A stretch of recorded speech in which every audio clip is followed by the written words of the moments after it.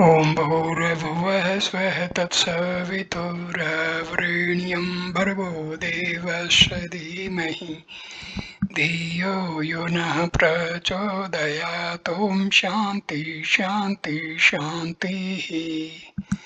नमस्ते मेरे प्यारे दोस्तों, इस वीडियो में मैं मैत्रेय उपनिषद के बारे में आपको बताने जा रहा हूँ। मैत्रेय उपनिषद छोटे उपनिषदों की श्रेणी में आता है, परंतु इसका आध्यात्मिक महत्व बहुत बड़ा है।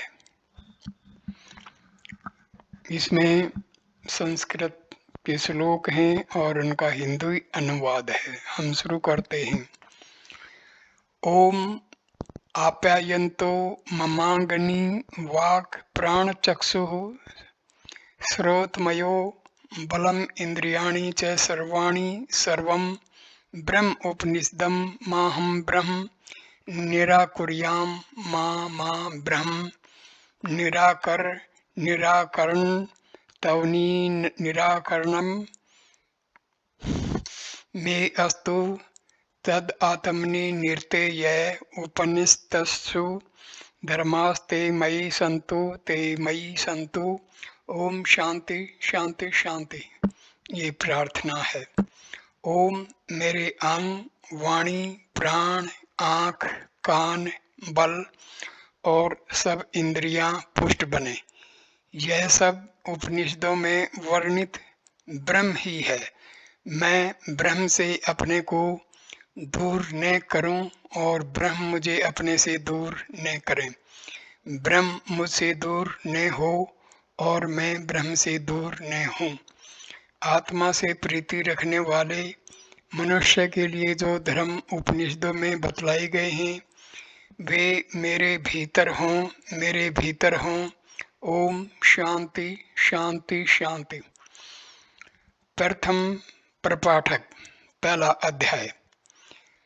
वेदर्थो वै नाम राजा राजे ज्येष्ठं पुत्रं निधापयि वेदं शाश्वतं मन्यमानः शरीरं वैराग्य उपेतोर्णीयं निरजगाम स तत्र परं तप आस्था आदित्य मी अक्ष्माण ऊर्ध्वबाहुस्तिष्ठति अन्ते सहस्रस्य मुनिरन्ति कामजाग अग्नि अवधूत तेजसा निर्दहनी वादम विद भगवान शाकयन्नः उत्तिष्ठोत्तिष्ठ वरम वर्णीष्वेति राजा ब्रवीत स तस्मै नमस्कृते उवाच भगवत नाहं मुक्ति त्वं विच अणुमो वै स त्वं नो ब्रूहीति एतत् व्यर्थं पुरस्ता दस्यं मा पुच्छ पर्शन कायानं कामान् वर्णीष्येवेति शाकान्यस्य चरणावे मृष्मानो राजिमा गाथाम जगाद। बृहदर्थ नाम के राजा को शरीर की अनित्यता का ज्ञान होने पर वैराग्य उत्पन्न हो गया। इससे वह अपना राज्य बड़े पुत्र को देकर वन में चला गया। वहां उसने बहुत समय तक उग्र तपश्चर्या की। वह सूर्य के सामने देखता और हाथ ऊंचा करके खड़ा रहता। 1000 वर्ष के अंत में उसकी तपश्चर्या के फल स्वरूप साकयन्य नाम के आत्मवेत्ता महामुनि उसके पास आए। उनका तेज ऐसा लगता था जैसे बिना धुएं की अग्नि। उन्होंने राजा से कहा, उठ उठ वरदान मांग। राजा ने कहा, हे भगवान, मैं आत्मवेता नहीं हूँ। मैंने सुना है कि आप आत्मवेता हो, इसलिए मुझे आत्मज्ञान रूप वरदान दो। यह सुनकर मुनि ने कहा, हे इक्ष्वाकु वंशी राजा, तो अन्य कोई वर मांग ले। और ऐसा प्रश्न मत पूछ जिसे प्राचीन काल से ही अति कठिन माना जाता है। यह सुनकर बृहदर्थ राजा शाकायन्य के चरणों को स्पर्श करता हुआ यह गाथा बोला।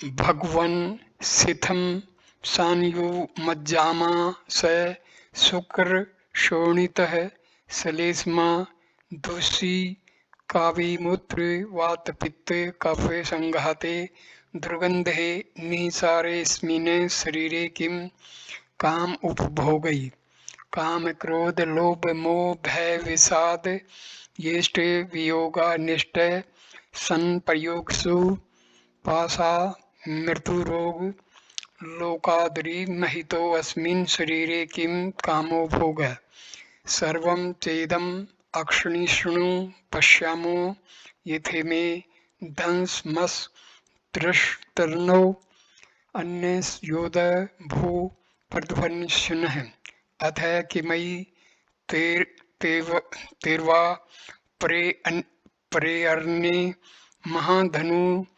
चक्रवर्तिनः केचितः शूद्रं भू निद्रः मनुकुलेश। हे भगवान, यह शरीर हड्डी चमड़ा स्नायु मज्जा मांस वीर्य रक्त आंसू विष्ठा मूत्र वायु पित्त कफ आदि से युक्त है, दुर्गंध से भरा है और निस्सार है, तो विषय भोगों की क्या आवश्यकता है।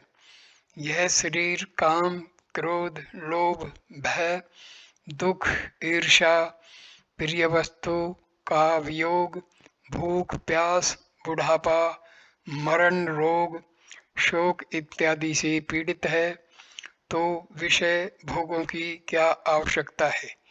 यह समस्त जगत नाशवान है, मनुष्य आदि प्राणियों को मरते हुए देखता हूँ। इसी प्रकार डांस मच्छर आदि उत्पन्न होकर तुरंत ही मर जाते हैं। इनकी क्या गिनती, जबकि बड़े बड़े धनुर्धारी और कितने ही सुदयुमगन भृदयुमन इंद्रदुमन कुवलयासव यवनाश्व ध्यासव अशोपति ससबिंदु हरिश्चंद्र अम्बरीश मनु का पुत्र सरयाति ययाति अनिर्य उक्ससेन मरुत और भरत आदि चक्रवर्ती नरेश भी अपने बंधु बांधवों को देखते देखते इस लोक के ऐश्वर्य को त्याग कर परलोक को चले गए। मनुष्य ही नहीं, पर गंधर्व असुर यक्ष राक्षस भूतगण पिशाच सर्प और ग्रह आदि को भी हम नाश होते हुए देखते हैं, अथवा इनको भी छोड़ दो तो बड़े बड़े समुद्र सूख जाते हैं, पर्वत टूट फूट जाते हैं, ध्रुव भी अपने स्थान पर शिथिल नहीं रहते, वृक्ष गिर जाते हैं, पृथ्वी भी एक स्थान पर शिथिल नहीं रह सकती, देवगण भी अपने स्थान से नीचे गिर जाते हैं। तो इस अहंकार से भरे जगत में विषय भोगों में पड़कर क्या लाभ हो सकता है।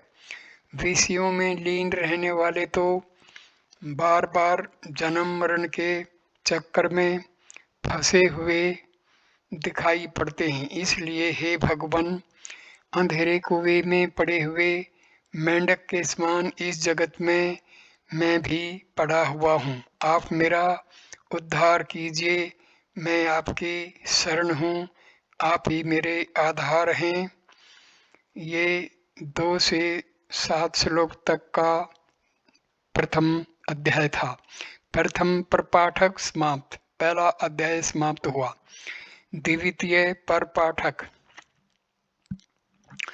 अद भगवान शाकायन्ये सुप्रीतो ब्रु दाजानम महाराज बृहधर्ते इक्ष्वाकु वंश धवज शीर्षातम मज्ज कृत कृतयत सत्वम मरुन्नामनो विश्रुतो सीतयम वाव खल्वात्मा ते कतमो भगवान वर्ष इति तम होवाच य एषो वायष्टे वष्टे मनेनो अर्धवम मुक्तक्रांतो व्यथमानो व्यथमानस्तं प्रनुदेश आतन्त्याः भगवानथ य एष संप्रसादो युष्माच्छिरात् समुत्थाय परम ज्योतिरूप सपन्दः सवेन रूपाणि भिनि दत्त एष आत्मेति होवाच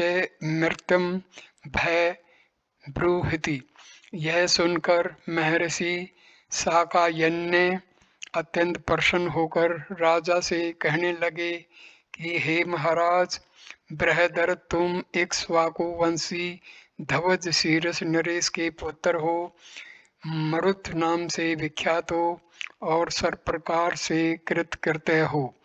यह आत्मा कैसा है, यह अब मैं तुमको बतलाता हूँ।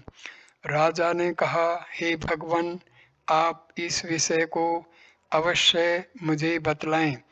तब मुनि कहने लगे, बाह्य इंद्रियों का विरोध करने से यह प्राण रूप आत्मा योग द्वारा ऊपर चढ़ता है।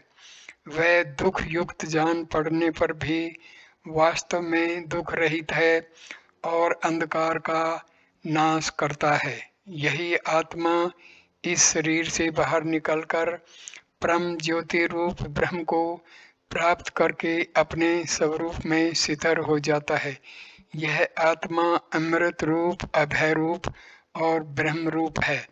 अथम खल्वियम ब्रह्म विद्या सर्वो उपनिषद्वा वा राजन अस्माकं भगवता मैत्रेयेण व्याख्यायेऽहं ते कथयिष्यामि यथा पहत पामान शिथित मतेजस्य ऊर्ध्वरेतसो वालखिल्या इति श्रूयन्तोऽस्थ ते प्रजापति मैं ब्रुवन् भगवन् शकट मी वाचेन्तमिदं शरीरं कस्यैष खल्विदृशो महिमा अतीन्द्रियभूतस्य येनैतद्विविधं चेतनवत् प्रतिष्ठापित परचयोदिताश्चको भगवन् अस्माकं ब्रूहीति तान् होवाच।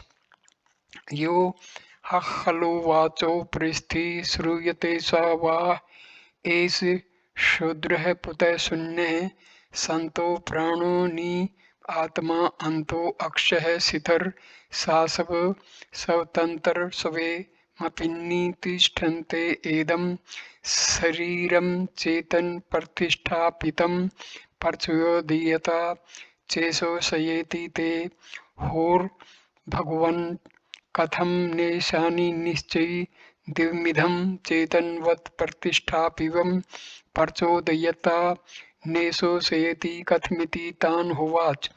स वा एष सूक्ष्म अग्रहो सदृश्य पुरुष संगको बुद्धिपूर्वी हे वर्तसेन सुसुप्त शैव बुद्धिपूर्वं निबोधयत्तत यो है खलु वावत स यस्य तन्मात्रः यति पुरुषम अक्षेत्रज्य संकल्पाधव सायाभिलिंगम प्रजापति विश्वासक्षेतेनं चेतने एदं शरीरं चेतनवत् प्रतिष्ठापितं परचोदयेता चैसो शेति ते होचो भगवन्नि दृश्य कम मनसेन वर्तम इति तान् होवाच।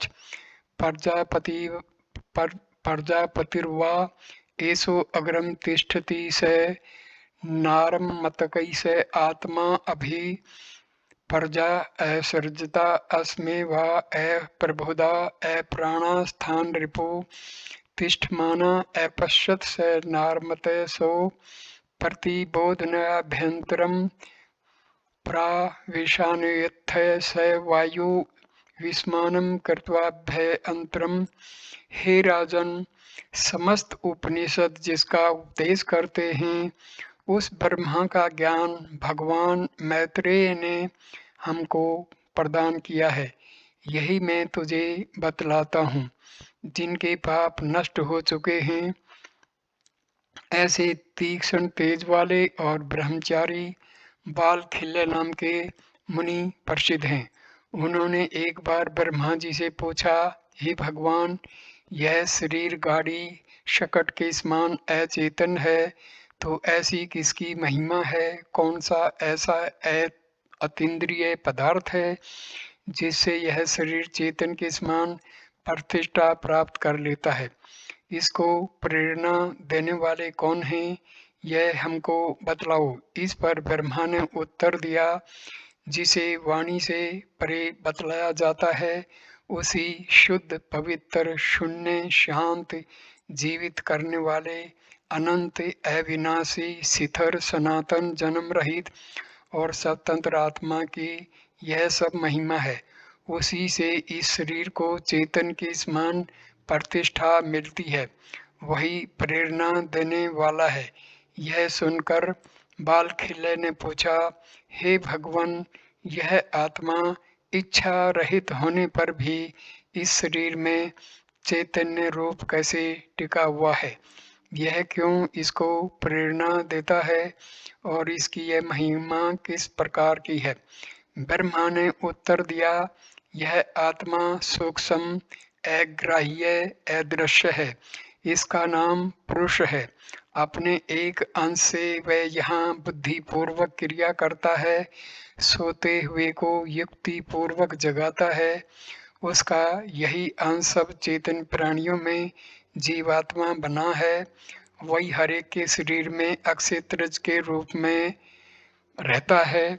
वही तेज संकल्प प्रयत्न और अहंकार युक्त प्रजापति रूप और सबको देखने वाला है। उसी चेतन द्वारा यह शरीर सचेतन बना हुआ है और वही इस शरीर को क्रिया के लिए प्रेरणा देता है। तब बाल खिल्लियों ने पूछा, भगवान, यह आत्मा अखंड होने पर भी किस प्रकार अंश रूप में यहाँ रहता है? ब्रह्मा ने उत्तर दिया, सबसे पहले प्रजापति ही अकेले थे। उनको अकेले रहने से जब चैन नहीं पड़ा तो उन्होंने आत्मा का ध्यान करके अनेक प्रकार की प्रजा उत्पन्न की। अपने उत्पन्न किए हुए प्राणी उनको प्राण रहित और खंबे के समान जड़ जान पड़े। यह उनको अच्छा नहीं लगा। उन्होंने विचार किया कि इस प्रजा को सचेतन करने के लिए मैं इसके भीतर प्रवेश करूं। यह विचार कर अपने को वायु के समान बनाकर उन्होंने उनमें प्रवेश किया। इसलिए एक ही प्राण के 5 भेद हो गए: प्राण, अपान, समान, उदान और व्यान।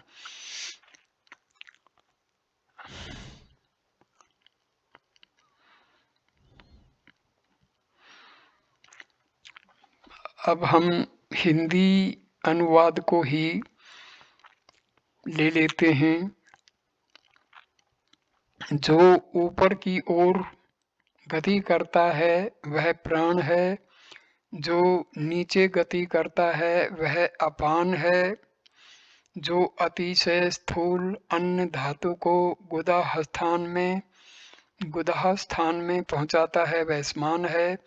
जो खाता पीता ऊंचे और नीचे जाता है वह उदान है। और जिससे सब नाड़ियां भरी हुई हैं वह व्यान है। जो समीप में अंतर्यामी है और जो एक पैर के भीतर भाव कर सकता है, उन दोनों के बीच जो गर्मी के महीने जैसी उष्णता है वही उष्णता पुरुष है। जो पुरुष है वही वैश्वानर नाम का अग्नि है। अन्य स्थानों पर भी यह कहा गया है कि यह भीतर रतने वाला पुरुष वैश्वानर अग्नि पुरुष है। इससे ही अन्न पचता है। जो खाया जाता है उसी का शब्द भीतर सुनाई देता है। कान बंद करने पर जो आवाज सुनाई देती है वह यही आवाज होती है। जब शरीर में से प्राण निकलने को होते हैं तब यह आवाज सुनने में नहीं आती।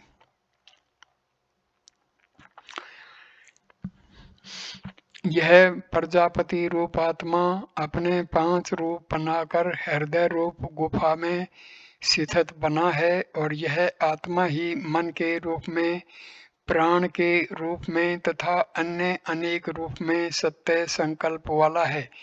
इस प्रकार हृदय में रहता हुआ वह अपने को अकृतार्थ मानने लगा और अपने को कृतार्थ करने के निमित्त अपने 5 द्वारों को भेद कर प्रकट हुआ।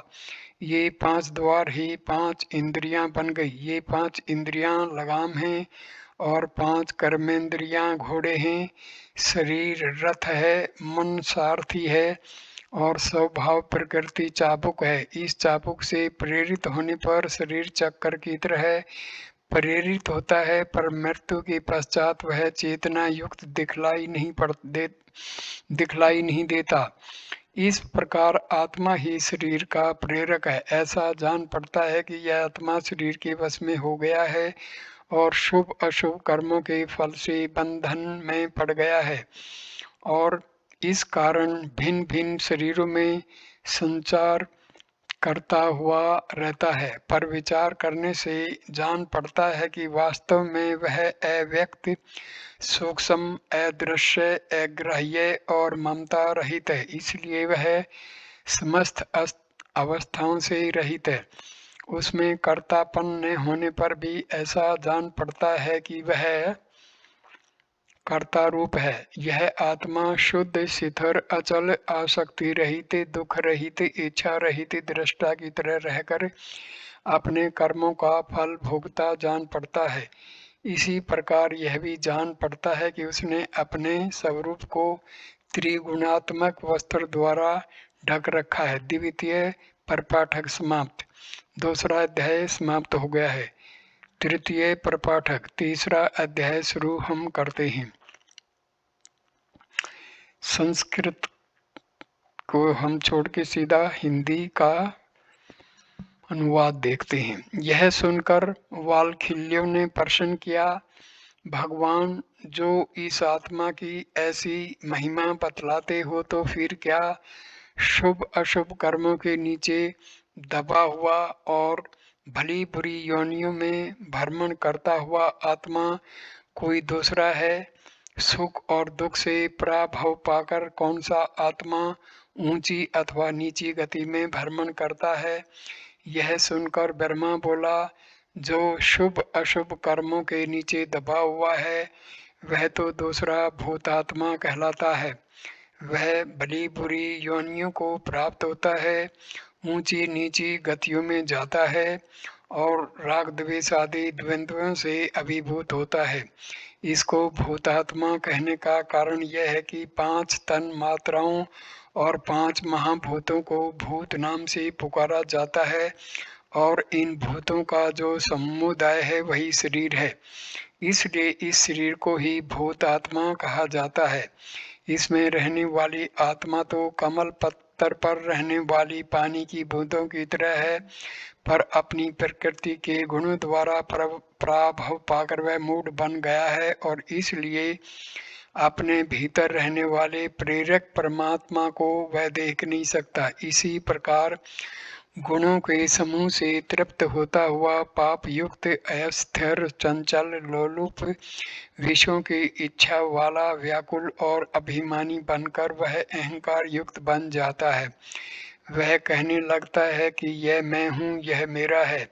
ऐसा मानकर पक्षी की तरह जाल में फंस जाता है। वह अपने किए कर्मों के फल में स्वयं ही फंसकर जहाँ तहाँ घूमता फिरता है। अन्य स्थान पर भी कहा गया है कि कर्तापन तो इस भूतात्मा का ही है और अंदर रहने वाली शुद्ध आत्मा केवल प्रेरक ही है। वह इंद्रियों द्वारा सब कार्य कराता है। जैसे आग में तपाए लोहे को पीटकर लोहार अनेक रूपों में बना देता है, इसी प्रकार यह भूत आत्मा शुद्ध आत्मा द्वारा तपाकर और गुणों द्वारा पीटा जाकर अनेक प्रकार का बन जाता है, अर्थात 3 गुण संयुक्त 84 लाख योनियों में घूमता रहता है।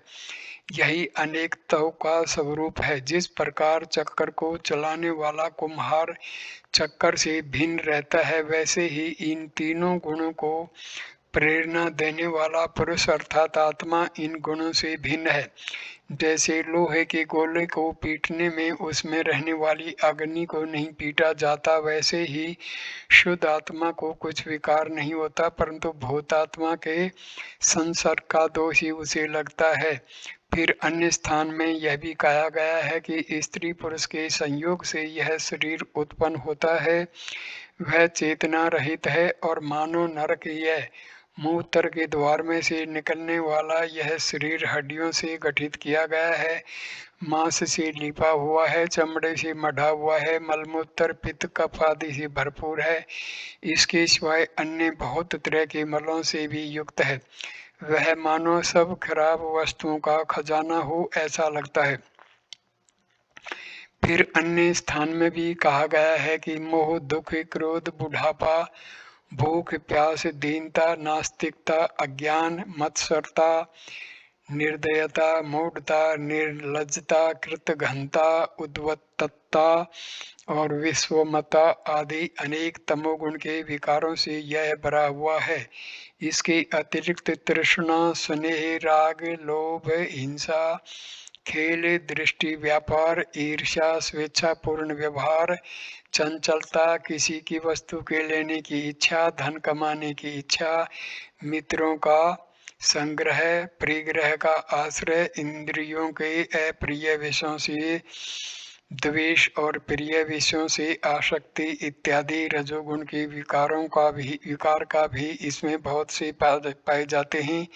इन सब के द्वारा यह भूतात्मा पराभव पाता है और इससे अनेक रूपों को प्राप्त होता है। तीसरा परपाठक समाप्त होता है, चौथा पाठ शुरू होता है। यह सुनकर वे ब्रह्मचारी बालखिल बहुत विस्मित होकर अतीश में जाकर बोले, भगवान आपको नमस्कार हो, तुम ही हमको शरण देने वाले हो, अन्य कोई हमारा शरण सथल नहीं है, इसलिए हमको समझाओ कि इस भूतात्मा का अतिथि कौन है कि जिसके लिए यह सब को छोड़कर आत्मा में ही सायुज्य पाता है। ब्रह्मा ने उत्तर दिया, फिर अन्य स्थान में कहा गया है कि जिस प्रकार बड़ी नदियों में तरंगें उठती हैं, उसी प्रकार इस भूतात्मा में पूर्व के कर्म पाए जाते हैं और उनका फल इसे भोगना ही पड़ता है। फिर समुद्र का किनारा जिस प्रकार लहरों के अंत होने के लिए जरूरी है, उसी प्रकार भूत आत्मा के लिए मृत्यु भी जरूरी है। वह शुभ अशुभ कर्मों के फलस्वरूप बंधनों में पशु की तरह जकड़ा हुआ है और बिल्कुल परतंत्र बन गया है, मानो यम के राज्य में रहता हो। इस प्रकार यह भूतात्मा सदैव बहुत भयभीत रहता है। विषय मुख रूप मदिरा को पीकर वह उन्मत्त बन जाता है। पाप रूपी भूत का आवेश हुआ हो, इस प्रकार वह जहाँ तहाँ भटकता है। विषधर सांप ने काटा हो, इस प्रकार वह विपत्ति से दुख पाता है। विषयों की इच्छा रूप गहरे अंधकार से वह अंधा बन जाता है। मदारी के जादू की तरह वह माया से भरा है। सोपन की तरह मिथ्या दिखाई देता है। केला के गर्भ भीतरी भाग की तरह वह निस्सार है। नट की तरह वह अक्षण में नए नए वेश धारण करता है और चित्र युक्त दीवार की तरह ऊपर से ही सुंदर है। फिर यह भी कहा गया है कि शब्द स्पर्श आदि विषय असार हैं, उन्हें आसक्त वे भूतात्मा को अपना सच्चा रूप याद नहीं आता। इसकी मुक्ति का उपाय इस प्रकार है, ज्ञान की प्राप्ति हो सके ऐसा धर्म युक्त आचरण करना और अपने आश्रम धर्म का पालन करना, क्योंकि सब धर्म ही सब कुछ कर सकता है। अन्य कर्म तो स्तंभ की शाखा के समान झूठे हैं। इसलिए भूतात्मा इस सब धर्म द्वारा ही उन्नति को प्राप्त होता है, अन्य प्रकार से तो वह नीचे ही पड़ा है। वेद में कहा कहे गए हैं, सब धर्म का त्याग करने वाला आश्रमी नहीं कहा जा सकता। जो अपने आश्रम धर्म का पालन करता है वह तपस्वी है। यह भी कहा है कि जो तपस्वी नहीं उसका ध्यान आत्मा में नहीं जमता और इसलिए उसकी कर्म शुद्धि नहीं होती। तप द्वारा ज्ञान प्राप्त होता है, होने से मन वश में आता है, मन वश में आने से आत्मा की प्राप्ति होती है और आत्मा की प्राप्ति हो जाने पर संसार से छुटकारा मिल जाता है। जिस प्रकार लकड़ी के समाप्त हो जाने पर अग्नि स्वयं ही अपने स्थान में बुझ जाता है, उसी प्रकार वृत्तियों का नाश होने पर चित्त स्वमेव ही अपने उत्पत्ति स्थान में शांत हो जाता है। अपने उत्पत्ति स्थान में शांत बना और ज्ञान प्राप्त किया हुआ चित्त जब सत्य की तरफ प्रेरित होता है तब कर्म के वश रहने वाले इंद्रियों के विषय उसे मिथ्या लगते हैं। चित्त ही संसार है, इसलिए प्रयत्न करके चित्त को शुद्ध बनाना चाहिए। जैसे चित्त होता है वैसे ही गति प्राप्त होती है। यह सनातन रहस्य है। चित्त शांत होने पर शुभ अशुभ कर्म नष्ट हो जाते हैं और शांत हुआ मनुष्य जब आत्मा में लीन होता है तब उसे अविनाशी आनंद प्राप्त होता है। मनुष्य का चित्त जितना विषय में आसक्त होता है उतना ही यदि वह ब्रह्मा में आसक्त हो जाए तो बंधन में से मुक्ति क्यों नहीं प्राप्त हो।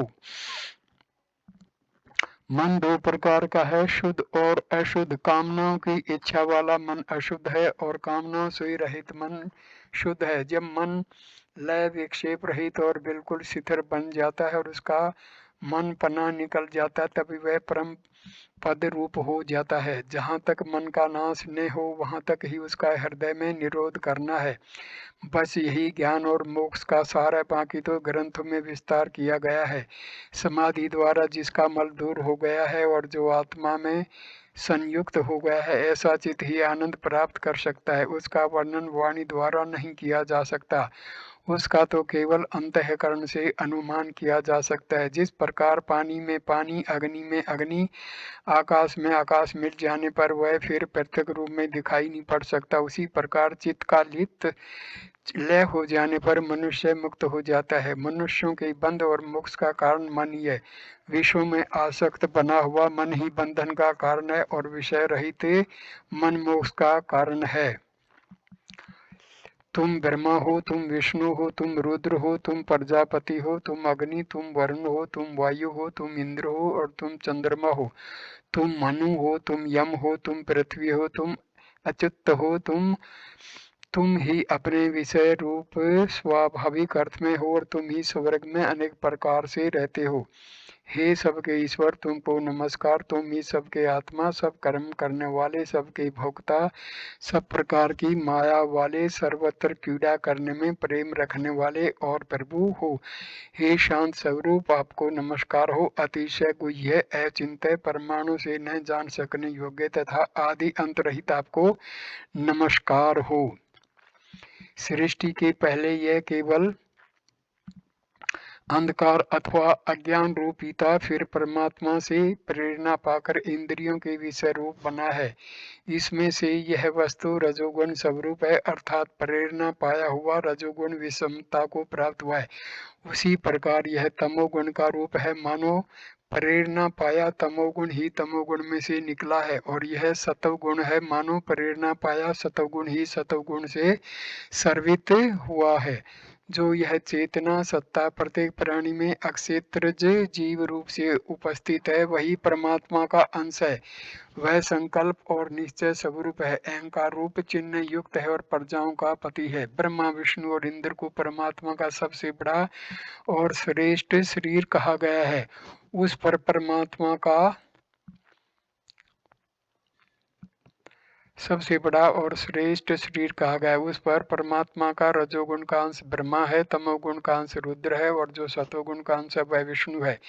इस प्रकार वह एक ही परमात्मा 3 रूपों में, 8 रूपों में, 11 रूपों में, 12 रूपों में और अगणित रूपों में प्रकट हुआ है। वह इस प्रकार अनंत होकर प्रत्येक भूत में स्थित है। वह सब प्राणियों का अधिपति है और वही भीतर तथा बाहर आत्मा रूप में, वही भीतर और बाहर है। चौथा अध्याय समाप्त होता है। अब यह परमात्मा दो प्रकार के आत्माओं स्वरूपों को धारण करता है। वह यह जो प्राण है, जो सूर्य है, यह दोनों प्रथम वे थे। वे भीतर और बाहर रात दिन फिरा करते हैं। यह सूर्य बाहर का आत्मा है और प्राण अंतरात्मा है। इसकी गति को देखकर यह अनुमान किया जाता है कि यह अंतरात्मा है। वेद कहते हैं कि यह गति रूप ही है। जिस विद्वान के पाप नष्ट हो चुके हैं वह सबका अध्यक्ष होता है। उसका मन शुद्ध होता है। उसकी निष्ठा परमात्मा में ही रहती है। उसका ज्ञान रूप चक्षु खुल जाता है और वह अंतरात्मा में ही स्थित रहता है। वह गति द्वारा बाहर भी चला जाता है। आत्मा की गति का अनुमान किया जा सकता है, ऐसा वेद कहते हैं।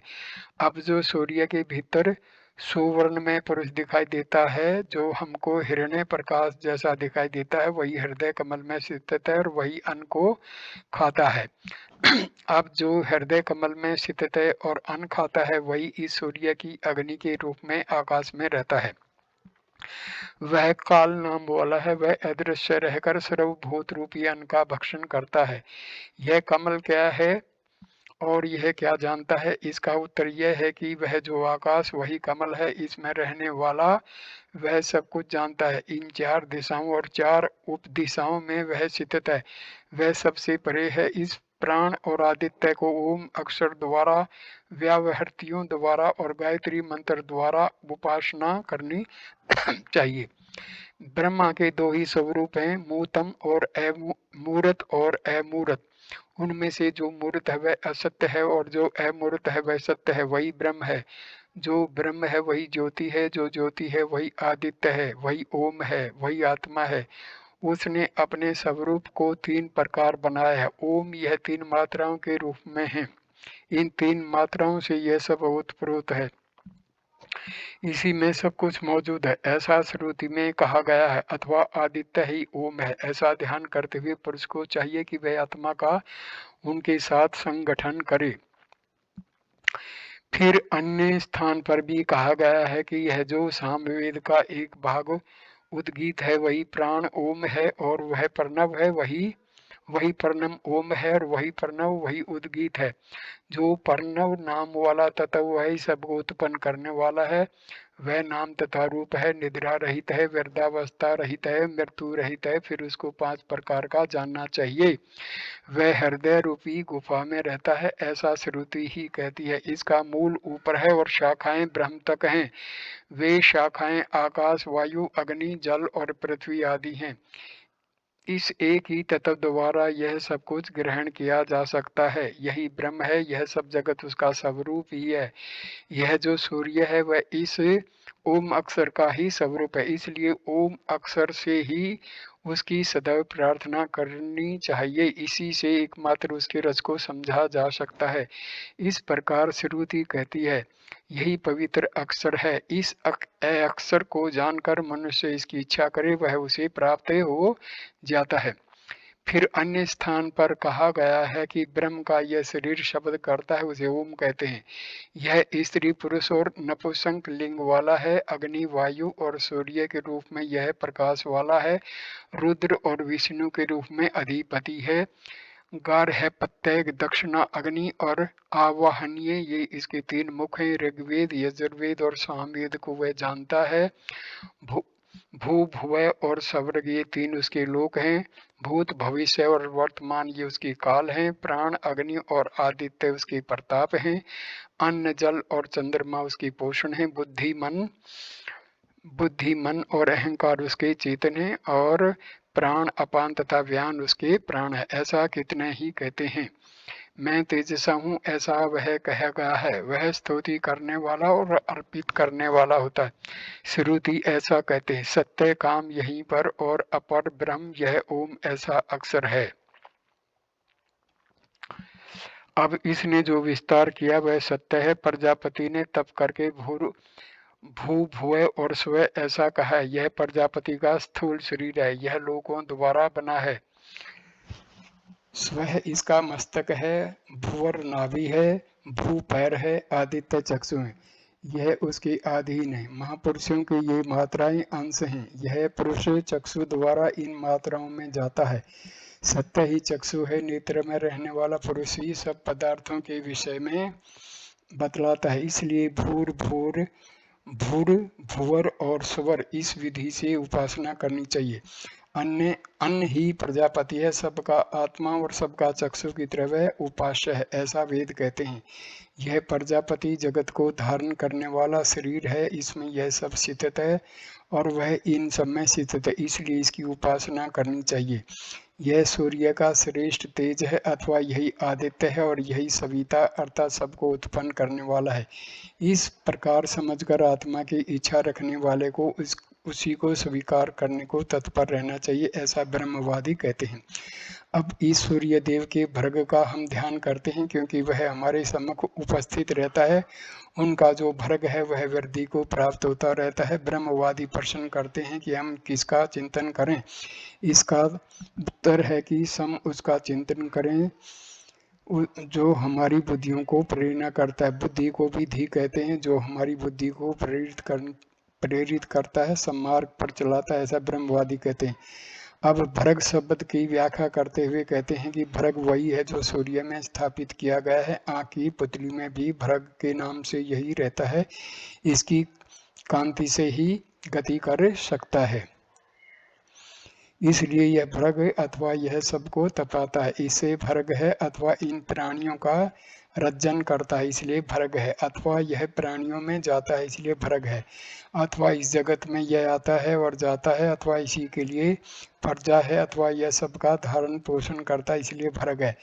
फिर यह शत्रुओं का नाश करता है, इसलिए सूर्य है। सबको उत्पन्न करने वाला है, इसलिए सविता है। सबको प्रकाश देता है, इसे आदित्य है। सबको पवित्र करता है, इसे पवमान है। अथवा यह सब की तरफ जाता है और सबका अयन अर्थात आश्रय स्थल है, इसलिए इसको आदित्य कहते हैं। यह स्वयं ही आत्मा है, इसका नाम अमृत है। वह सबको जानता है, विचार करता है, गति करता है, सर्जन करता है, आनंद प्रदान करता है, कहता है, स्वाद लेता है, सूंघता है, स्पर्श करता है, शरीर में व्याप्त रहता है, उत्तम स्थान रूप है, ऐसा वेद कहते हैं। जहाँ विज्ञान द्वैत रूप होता है वही सुनता है, देखता है, सूंघता है, स्वाद लेता है और स्पर्श करता है, पर यह सब आत्मा ही है, ऐसा तुम निश्चय रखो। इसलिए जहाँ विज्ञान अद्वैत हो जाता है वहाँ वह कार्य और कारण से रहित, अवर्णनीय, उपमा रहित और व्याख्या रहित हो जाता है, उसके विषय में कहा जा सकता है। हे भाई, यही आत्मा है, यही सबका नियंता, ईश्वर, शंकर, भव्य, रुद्र, प्रजापति, विश्व सृष्टा, हिरण्य गर्भ, सत्य प्राण, हंस, शांति, विष्णु, नारायण, अर्क, सविता, धाता, सम्राट, इंद्र और चंद्र है, जो इस अग्नि के रूप में तपता है और हजारों के नेत्र रूप में प्रकाश में आनंद से व्याप्त है, वही जानने योग्य है। सब प्राणियों को अभयदान देकर जंगल में जाकर उसी की खोज करना चाहिए। जो इंद्रियों के विषयों को बहिष्कार करते हैं उनको अपने शरीर में से ही वह प्राप्त हो जाता है। वही विश्वरूप, उज्ज्वल अथवा तेजस्वी है, जन्म लेने वालों का ज्ञाता है, सबका परमाश्रय स्थान है और केवल ज्योति रूप में तपता है। यह सूर्य परमात्मा हजारों किरणें वाला, सैकड़ों प्रकार से वर्तमान और प्रजाओं का प्राण रूप से उदय होकर रहता है। पंचम अध्याय समाप्त होता है और मैत्रेयाणी उपनिषद यहीं पर समाप्त होता है। इस वीडियो को हम यहीं पर संपूर्ण मान के इसको विराम दे देते हैं। धन्यवाद दोस्तों, ये वीडियो देखने के लिए। नमस्कार।